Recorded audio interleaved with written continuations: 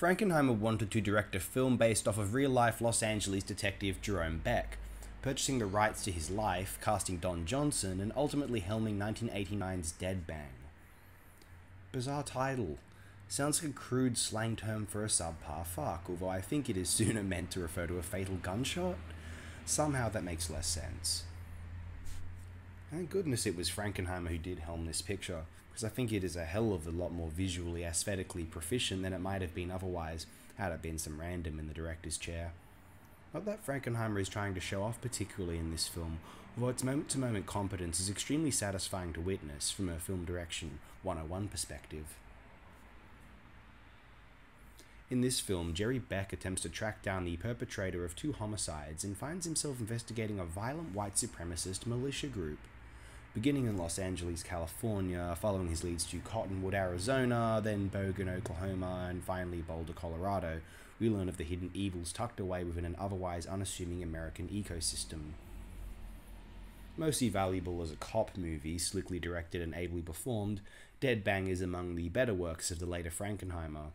More straightforward than even 1985's The Holcroft Covenant, and resultantly tighter as a thriller production.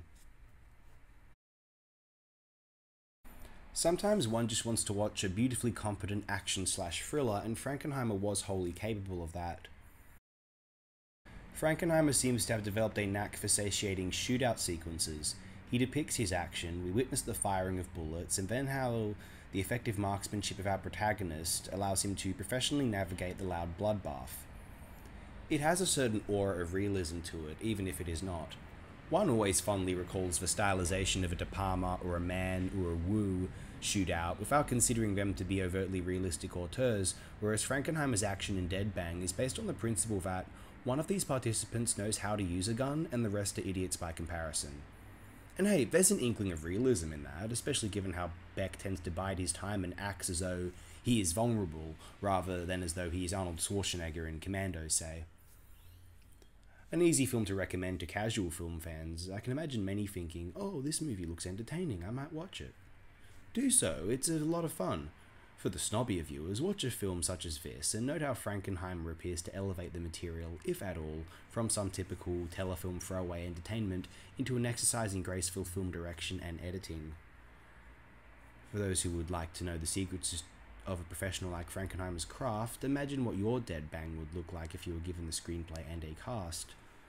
Exactly. That right there is the secret to effective narrative film direction. Let's consider how other directors may have handled this film. In fact, let's use the aforementioned examples. In De Palma's Dead Bang, De Palma would be the star of the show, the most memorable player in the film, despite never appearing in front of the camera, only commanding its movements. In Michael Mann's Dead Bang, Dante Spinotti would be showing off his photographic genius. In John Woo's Dead Bang, Nick Cage or Jean-Claude Van Damme would be doing some stupid shit and chewing scenery, intentionally or no.